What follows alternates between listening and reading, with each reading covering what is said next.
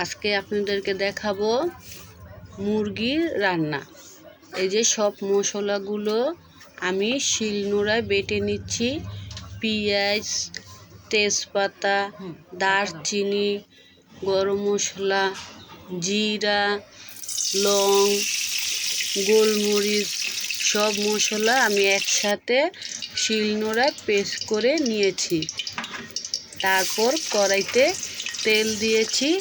তেলটা গরম হয়ে আসলে দিয়ে দিব কেটে রাখা আলুগুলো এই সাইড ওই সাইড নেড়ে চেড়ে ভালো করে ভেজে নিব।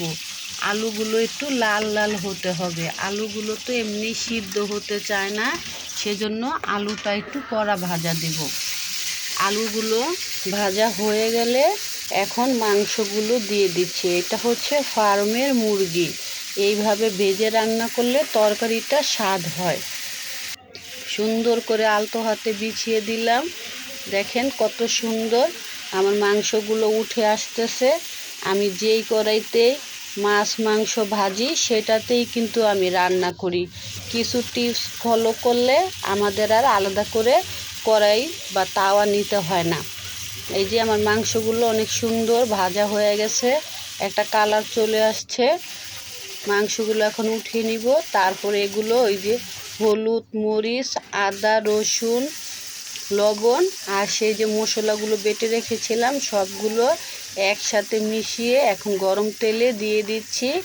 দিয়ে ভালো করে নেড়ে চেড়ে একদম ভালো করে কষাতে হবে। যখন এটা তেল উঠা ভাব চলে আসবে সেরকম করে ঘন ঘন নেড়ে চেড়ে এটাকে কষাতে হবে।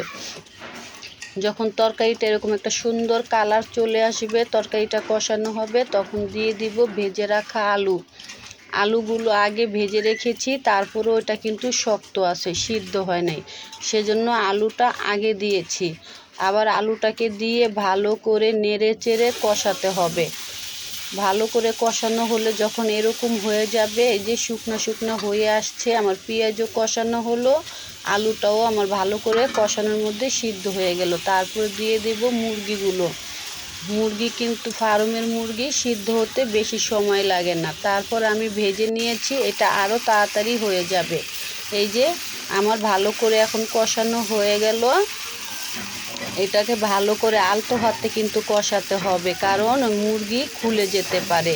এটা হালকা সিদ্ধ করা ফার্মের মুরগি, এমনিতেই নরম। এই যে ঝোল দিয়ে দিলাম।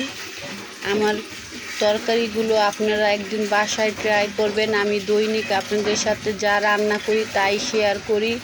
যদি এইভাবে রান্না করে আপনাদের তরকারি মজা না হয়, খেয়ে তৃপ্তি করে যদি আপনারা পেট ভরে ভাত না খেতে পারেন, অবশ্যই কমেন্টে জানাবেন। দেখেন আমার তরকারির কালারটা কত সুন্দর, তেল উঠা ভাব চলে আসছে। আর এইভাবে রান্না করলে তরকারির গ্যারানটা খুব সুন্দর হয়, খেতেও অনেক মজা হয়। আশা করি আমার টিপসগুলো আপনাদের ভালো লাগবে।